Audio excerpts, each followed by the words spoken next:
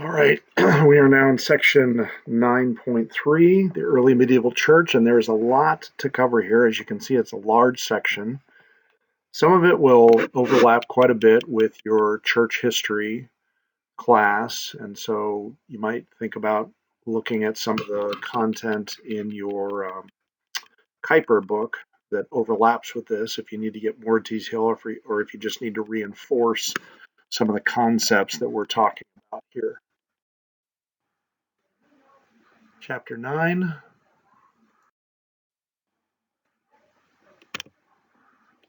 Just a review of what we're going over here. So we're in number 3 in terms of the big ideas.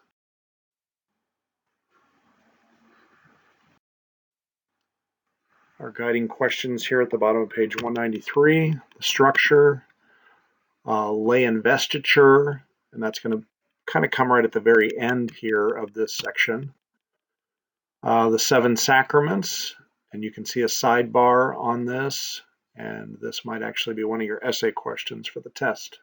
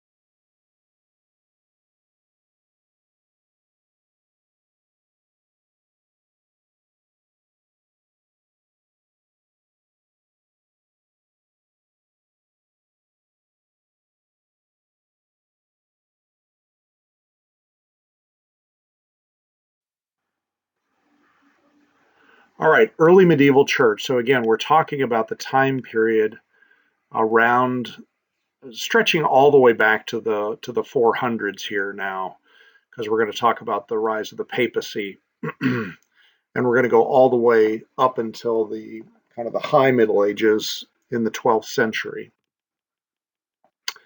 So as you look at the bottom of page 193, what was the situation like at the beginning of the Middle Ages? As you review this section, it wasn't exactly the happiest time. Again, it's kind of this transition of. So here's a picture of Leo the First. And so the Bishop of Rome ends up becoming more and more central. There are these 5 patriarchates, and you can see where they are here at the middle of page. And we talked about them at the in the previous section about the development of Christianity. But there's particular reasons why the one in Rome ends up becoming more primary. One, he resides over the largest and wealthiest city in the Western Empire, and that was still largely the case even after the fall of the Roman Empire.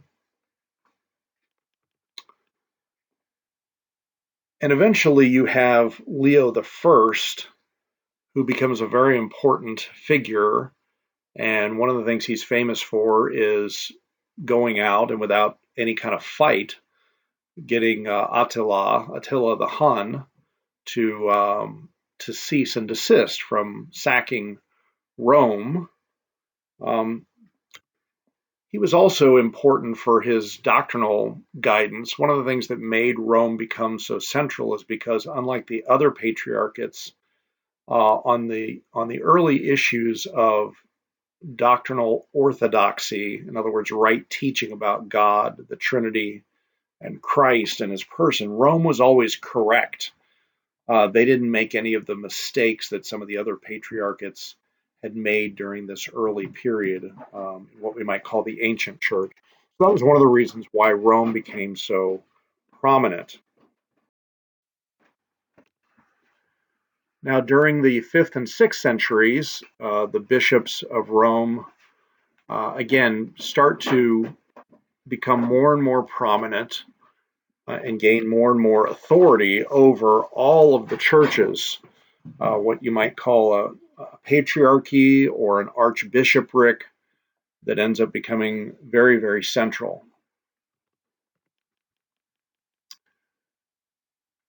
Now, by the end of the 6th century, so again, the end of the 500s, the Bishop of Rome was generally regarded as the Pope, and that comes from the word papa. And he was known as primus inter pares, the first among equals. And so first in rank, it says here at the top of page 195. And you see here a picture of Gregory. He was one of the ones who kind of really solidifies this role. It starts with Leo, and then Gregory also. One of the ways they did this was to advance this Petrine theory that Peter, the Apostle Peter, becomes the first pope, and there is this supposed unbroken succession. One of the ways that the church justified this was something called apostolic succession, where there supposedly is an unbroken succession of bishops from the time of the apostles down to the time of the current pope. Now, there's a lot of evidence to suggest that this is not actually accurate, that it's more of an article of faith than something you can prove by evidence. So Peter becomes the vicar of Christ, and so therefore the popes become the vicars of Christ, sort of the earthly manifestation of Christ, the manifestation of Christ on the earth. And as you can see here, he's known as the servant of the servants of God, Servus Servorum Dei, Servus Servorum Dei.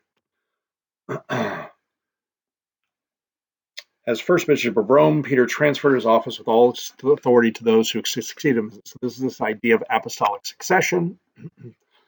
But when you actually look at the Bible closely, Matthew 18 confirms that Christ didn't just share this binding authority with Peter, but he actually shared it with all of the apostles.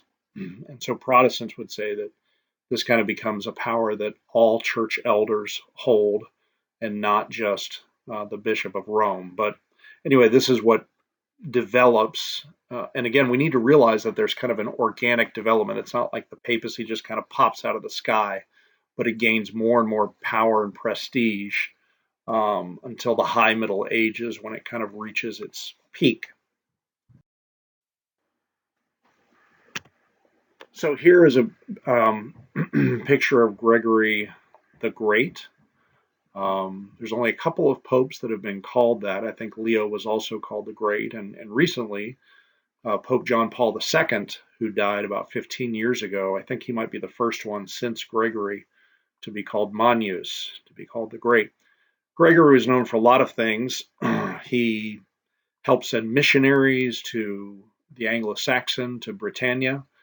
He codified a lot of worship practices, which is where we get the term Gregorian chant from. It's not that he necessarily wrote them himself, but he was the one who oversaw them being collected and codified. Commonly recognized as the first true pope, although he was a monk, and again, he's the guy who comes up with this title, Servus Servorum Dei, the servant of the servants of God. And so, even though he kind of has all this prestige and leadership, he was supposedly a very humble man who was a very good leader, even though he has this kind of short 15-year period. Now, the problem is that there is a lot of unbiblical ideas that come into the Roman Church, as well as into the Eastern Orthodox Church during this time. The Mass is this idea that the Lord's Supper becomes the body and blood of Christ through something that we call transubstantiation. Again, Mr. Edgar may have talked about that with you in your church history class. And the problem with this apostolic succession and something called the magisterium is that the teaching of the church almost becomes on an equal level with the Bible itself. And so almost anything the church says is viewed as the voice of God. And this idea that you can go to a place after death that is not heaven and not hell, where you can be purged for your sins, and then enter heaven, is this kind of unbiblical idea, which has some roots in what we call the Apocrypha, these books that were written between the Old Testament and New Testament that have become more recently in the Roman Church kind of what they call a secondary canon, deuterocanonical. And so, virtually another testament of the Bible. In fact, I'm looking at a copy of the Bible right here that I have with me that actually has a copy of these apocryphal books in them. All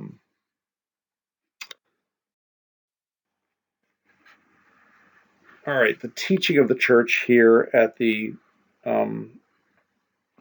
middle of page 195. The Middle Ages was often called an age of faith. Now, one of the things you need to realize is that many modern people use this today in a pejorative way, a critical way, and trying to say that, yes, that was an age of faith when people were dumb, they didn't know anything, there hadn't been great scientific discoveries like Isaac Newton and the laws of physics, and today we live in an age of science, and so it's this idea of the Enlightenment that comes along in the 16th and 17th centuries, and so the age of faith was a bad age. We've moved beyond it now into the age of science and reason. But in fact, the church, as we have seen, was actually quite instrumental in promoting and preserving learning because they copied down many of the great works from the classical world, from the Greco-Roman era. And also they made voluminous copies of the Bible, particularly of the New Testament scriptures, of which we have thousands and thousands of Greek and Latin and other languages from this time period. And you can see a little sidebar about Jerome, and how he kind of ends up doing the authoritative translation of the Latin Bible that lasts for 1,000 years, basically up until the time of the Reformation. And you know, there's some problems there. You don't want to be dependent always on a translation of the Bible, and yet this was a very significant and helpful thing um, in the life of the church. And Jerome was quite a scholar. You can read how it took him 20 years, and he was one of the few people in the West who knew how to read Hebrew. He went to Palestine. When I had a chance to visit Bethlehem 15 years ago, there's this wonderful statue at the place where he, at the monastery, where he actually was spending some of his time working on this translation. Now, the Roman sacramental system developed. Now, again, this book kind of comes from more of an evangelical tradition that doesn't think much of the sacraments and thinks that Rome makes too much of the sacraments. And yes, there's problems there, but we don't want to throw the baby out with the bathwater. Sacraments are very important because they're taught in the Bible. The Roman Catholic Church defines a sacrament as a religious act that grants grace based on the recipient's right intentions. And you can see a definition of a sacrament here as a visible sign of an invisible grace, and that's kind of Augustine's definition from around the same time as Jerome, and that's actually a pretty good definition. Again, the problem is when there's some unbiblical ideas, largely because they start adopting more philosophical notions from Aristotle to talk about the sacraments, particularly the Lord's Supper, and that's what creates these problems. Through the sacraments, the Roman Catholic Church wielded great power over the Western Church because the Church claimed that no one could be saved without receiving the sacraments. Bottom of page 195, top of page 196. They can only be administered by the Church. And again, there's really pretty good biblical evidence of why that is the case. Part of it is, what is your definition of the church? They maintain that there was no salvation outside the one visible Catholic Church. Well, okay, but in fact, that's what most Protestants have also taught. This church that our school, the church that started our school, has a confessional document that says there's no ordinary possibility of salvation outside the church. So it's leaving some wiggle room for the fact that there could be. But even John Calvin said that the church is the mother of believers. He picks that up from an ancient bishop named Cyprian, I believe. And so, most Protestants have also said, the church is where you hear about Christ. The church is where you receive baptism. The church is where you receive the Lord's Supper. So, we have to be careful about keeping a balance. Yes, there were aspects of which the sacramental system kind of hid Christ rather than revealing Christ, but Christ himself instituted sacraments, so we need to be careful about tossing them. Some evangelical Protestants pit the Bible versus the sacraments, and that seems to be kind of what your book is almost doing here. The Bible doesn't really do this, okay?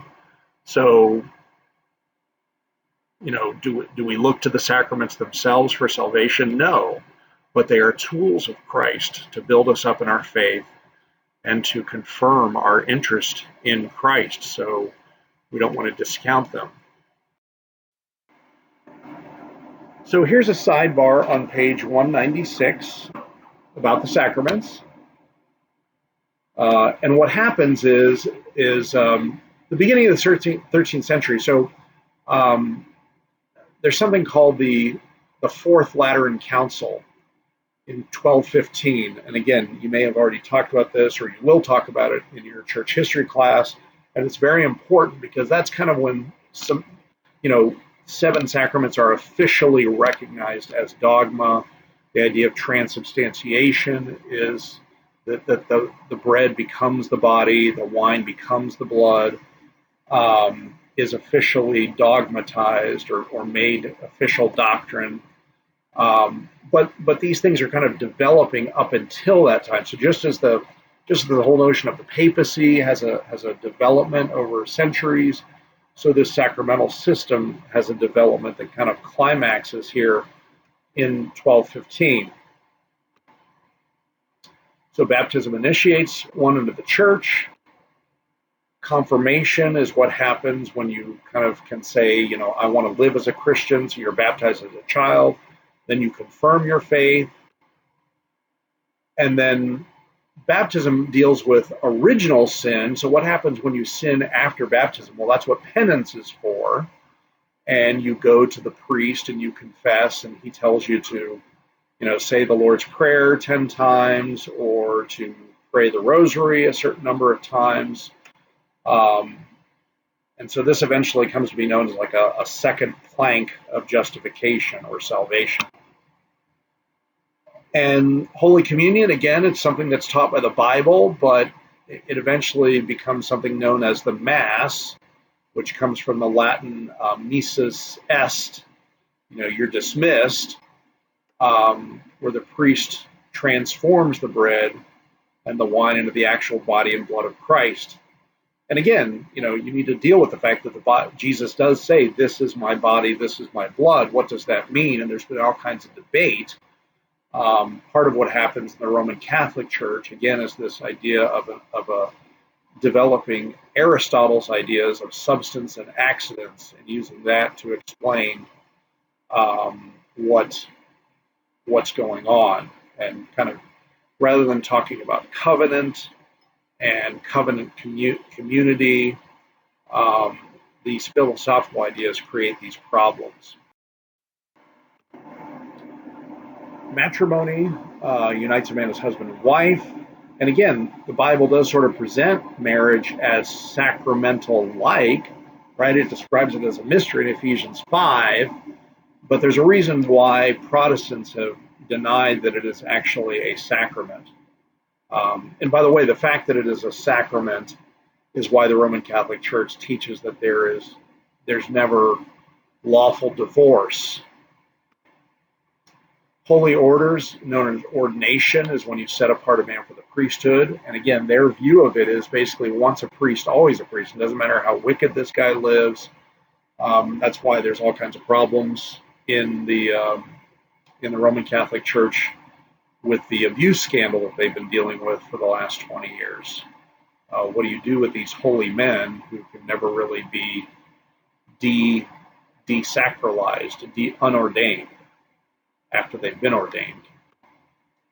And then at the time of death, extreme unction, again, it's kind of a misunderstanding of James 5 about the prayer for a dying person.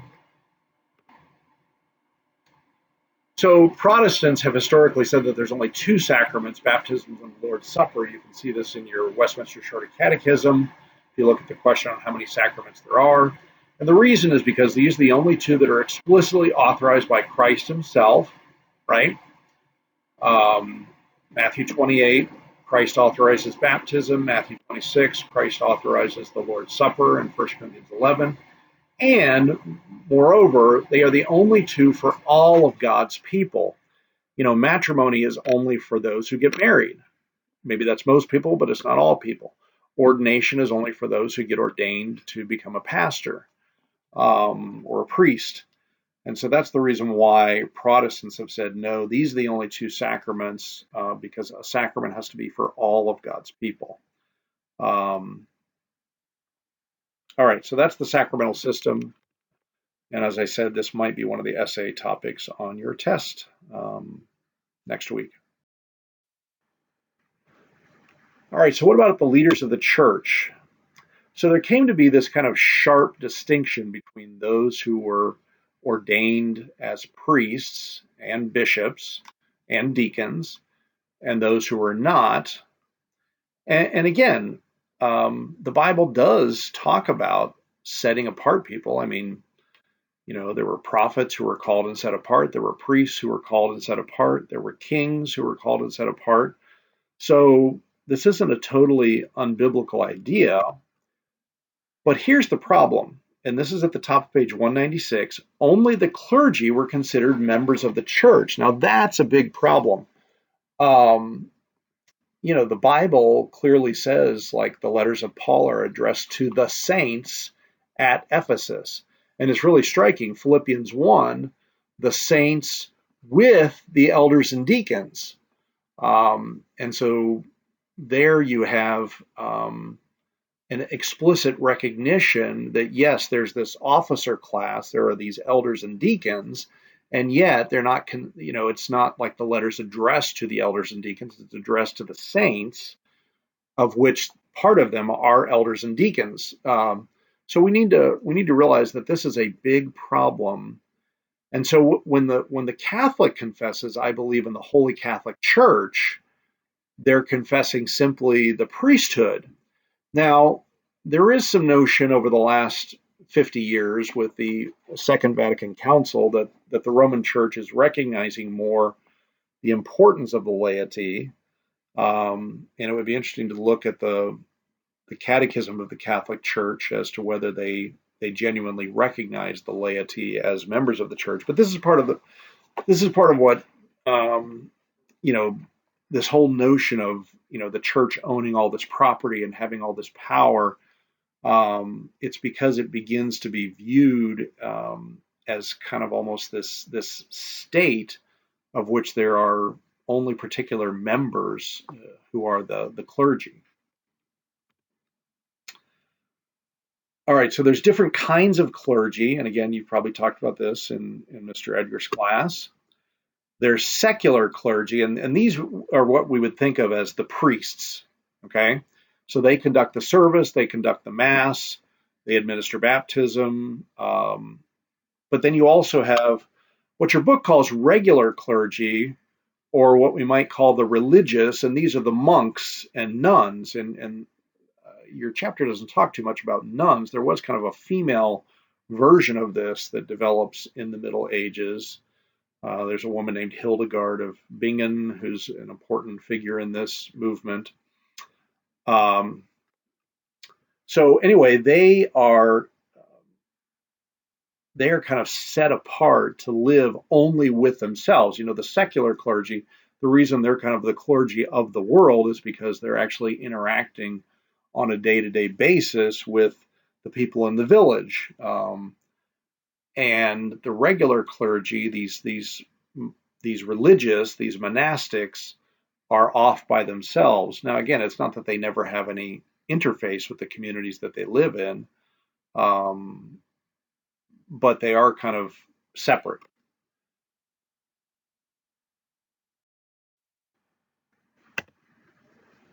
So Benedict of Nursia becomes very important. There is a form of monasticism that develops before this, eremitic, which we get the word hermit, where you kind of go off by yourself in Egypt, these desert fathers. But then there's a form of monasticism called kenobitic, and that kind of means a commune where people band together to form these communes. And you can actually find some of these not far from us. I think there's one near Manchester. There's up in New England, there's a lot of Catholic monasteries. There's some Anglican monasteries. So they still are around today. But anyway, Benedict, he writes the Rule of Benedict and develops Benedictine monasticism. There's other branches of monasticism like Augustinian and Dominican, Franciscan, Francis of Assisi comes along many centuries later, and there's Franciscans. But Benedictine is the main kind of monasticism, and he's very important. And he ends up writing this rule that's basically, how you form, how you form a monastery.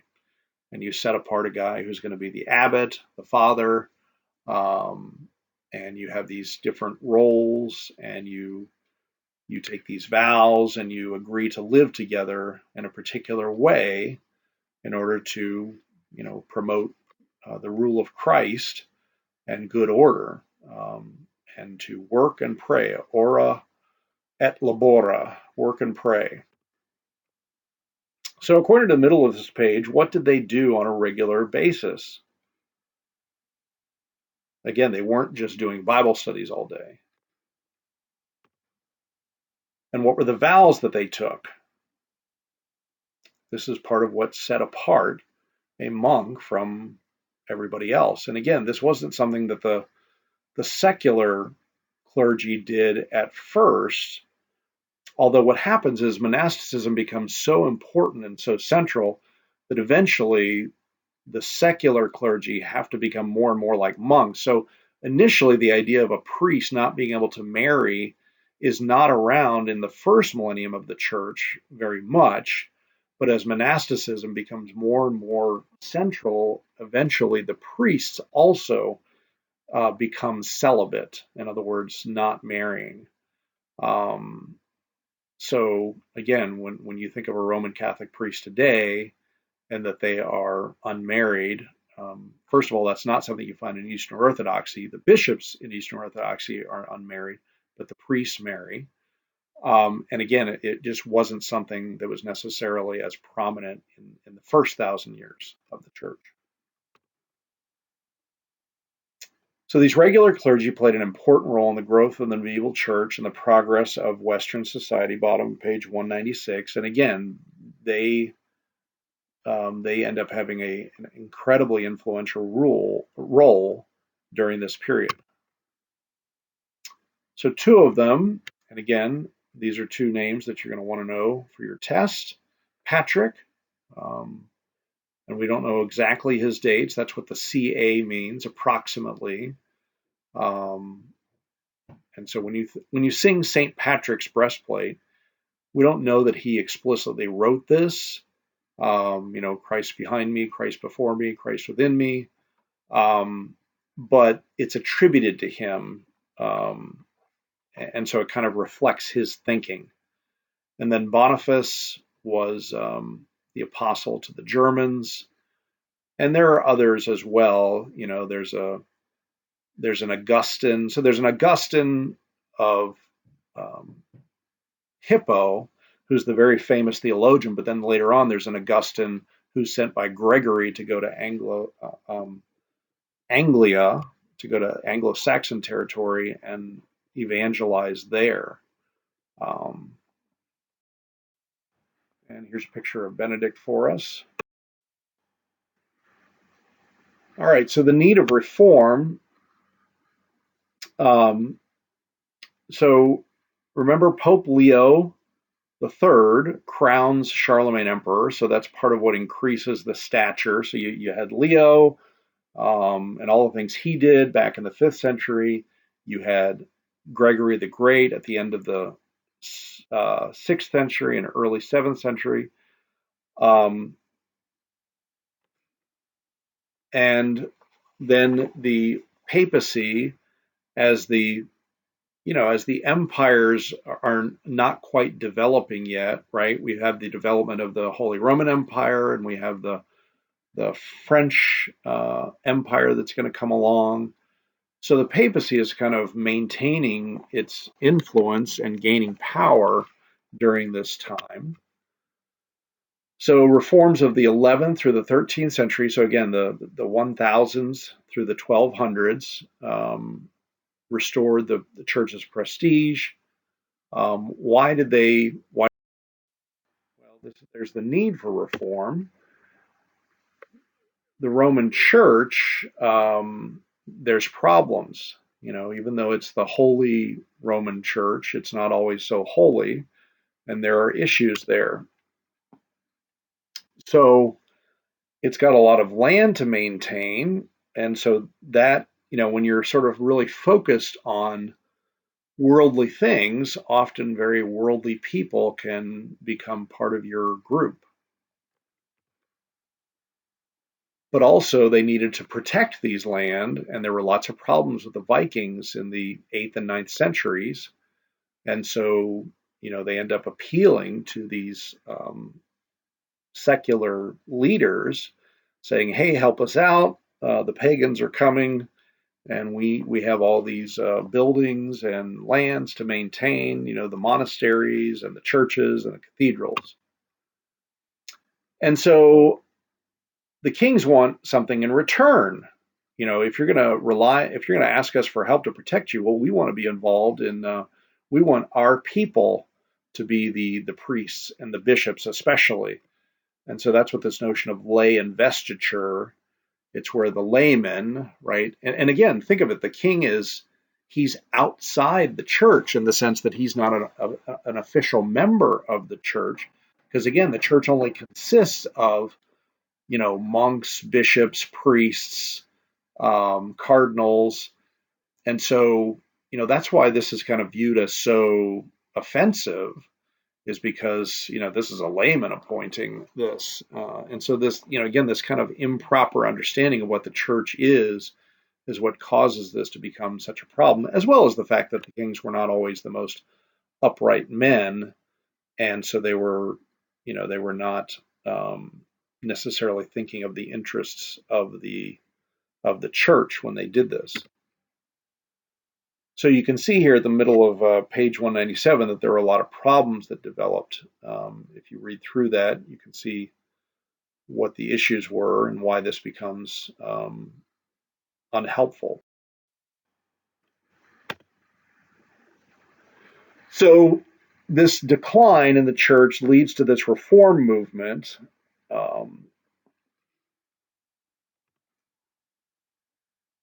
And you have this Cluniac, and again, you've probably talked about this in your church history class.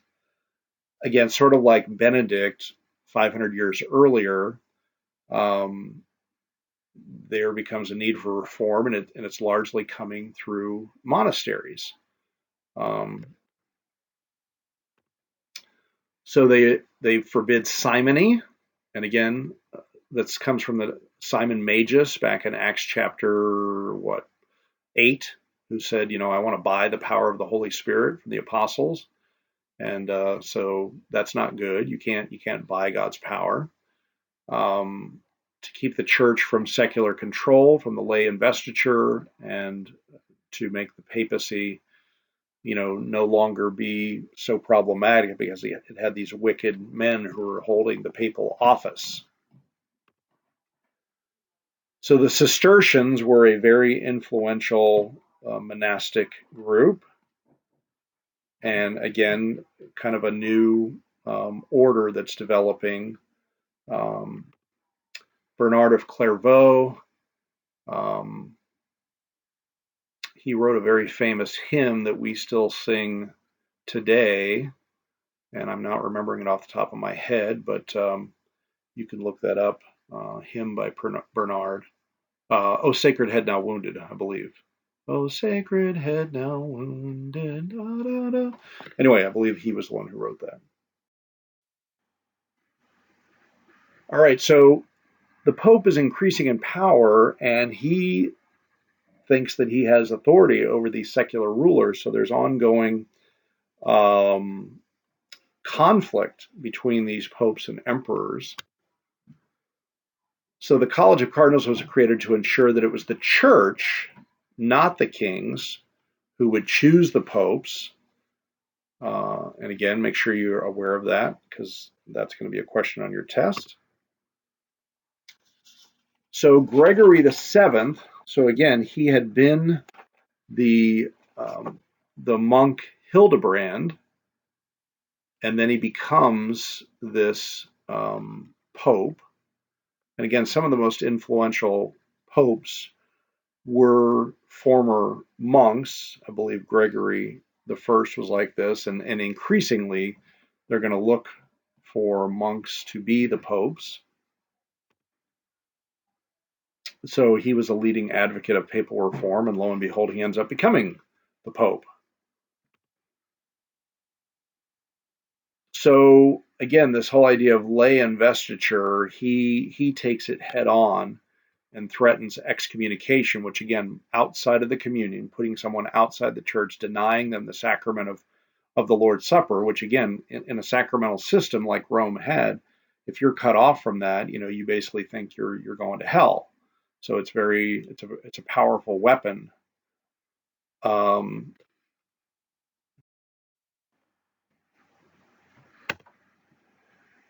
Henry IV refused to obey, and again, he's one of these Holy Roman emperors. Um, he thinks, my land, my pope, my choice, and my land, my bishop, I should say. um, and the pope saying, no, you can't do that. Uh, we don't want you choosing guys just who are going to be yes men to you. Um, and so Gregory excommunicates him, and eventually, and you need to understand that he basically excommunicates the entire country. Okay, and this makes the nobles nervous. We're going to go to hell because you insist on appointing these bishops, and so they force Henry to cross the Alps, and to stand outside in the snow. Well, the Pope forces him to stand outside in the snow, basically to kind of assert his authority in the situation. And so this was kind of a big victory. Um, and some argue that this might be what you call the beginnings of religious liberty in the West, where you can stand athwart a secular ruler in your insistence on what you believe. This is going to come up again with a guy named Thomas à Becket in England, who's also not going to assent to Henry II, King Henry II, on these issues. And eventually he's going to be martyred for that. So this doesn't go away. You can see in the last paragraph.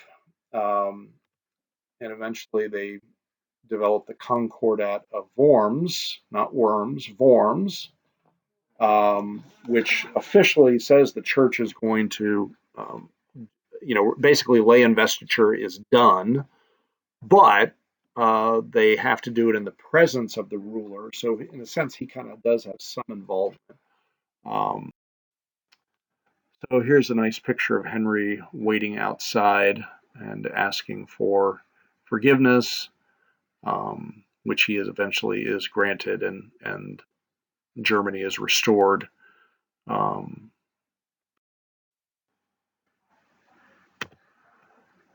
Two reasons for the rise of the Bishop of Rome to prominence over others, and again, there's some different answers you could give here. He's in a central city and one of the few sources of authority. So again, this is talking about the early development of the papacy, in a sense, before it was called the papacy. What term is defined by the Roman Church as a religious act that grants spiritual benefit to the one who does it? That starts with an S. That would be the sacraments. And again, we would say that the Bible kind of gives us a different definition of that. So again, just because we may disagree with the Roman understanding doesn't mean that we don't use sacraments. We're not Quakers. We believe that there is something spiritual that happens, that these things aren't just memory devices, but that they actually convey spiritual benefit.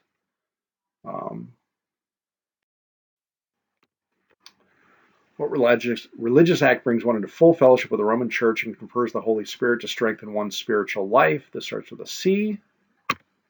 This is confirmation. So your baptism deals with original sin, but then you have to make your own profession of faith in order to come into full fellowship. But again, that doesn't actually mean that you're a member, like a full member, because you're not a priest. Members of what group were considered members of the church? So those would be the starts with the C, and the parishioners are called the the clergy and the laity. Two English monks known for their missionary activity. One starts with a P and one starts with a B. Patrick and Boniface. And there's others, Saint Columba. You can read about them, and they have some pretty fascinating stories. Um, and they're really bringing the gospel to these pagan Saxon Germanic tribes and helping them see the reign of Christ come. Which Pope and Emperor had a showdown at Canossa? That would have been starts with a G. Gregory the Seventh. And Gregory the Seventh won. There's other popes you're going to need to know. Evaluate the claim that the Bishop of Rome has supremacy over all other bishops. So this is where it comes from. Why did lay investiture lead to controversy? This would be on the Reform section on page 197. So they're appointing men who don't fit the qualifications of 1 Timothy 3 and Titus chapter 1. There was a lot of corruption. People were doing it for very worldly reasons, not for godly reasons. But also from the church side, it limits the power of the church. And makes them more dependent upon the secular ruler.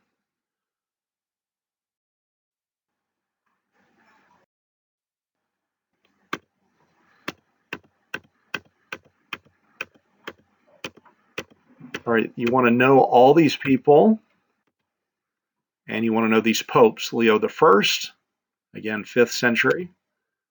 Gregory, 6th and 7th centuries. Patrick was the missionary he was a English. He was captured by the Irish and then escaped and went back to England, and then he received his supposed Macedonian call, a vision, just like Paul received a Macedonian call to go over into Macedonia and bring the gospel. So Patrick went over to Ireland to bring the gospel. Boniface went to the Saxon German tribes. Gregory the Seventh is the one who challenges Henry IV, excommunicates him, and brings him to heel, you might say. What does Catholic mean? Universal. I believe in one Catholic, holy and apostolic church. Petrine theory has to do with the Pope. Peter was the first Pope, and that he handed this office down through an unbroken succession of bishops. Purgatory, a place where you would be purged. That's what the term means. You would be purged of your sins before you went into heaven, for what was known as venial sins as opposed to mortal sins. And again, this is kind of an idea that develops from the Apocrypha, not really from the Bible. What are the 7 sacraments? There they are. You need to know what each one of those are and how to think, why do we say that there's not 7? The Mass is one of the 7 sacraments. The clergy refers to the priests and the monks, particularly the priests. Again, there's regular clergy, secular clergy. Laity. And laity comes from the Greek word laos, which means the people, or laos, the people. The secular clergy were the priests who conducted services and administered the sacraments. The regular clergy were the monks, the monastics, the religious. The Benedictine rule was a standard of discipline for monks for the Benedictine order. Lay investiture, that the kings can appoint invest them with their religious authority. College of Cardinals designed to combat that, where it's only the people who are members of the church can choose the new pope, not a secular ruler. Now, again, there's still going to be controversy about this. It's not like this was a perfect system.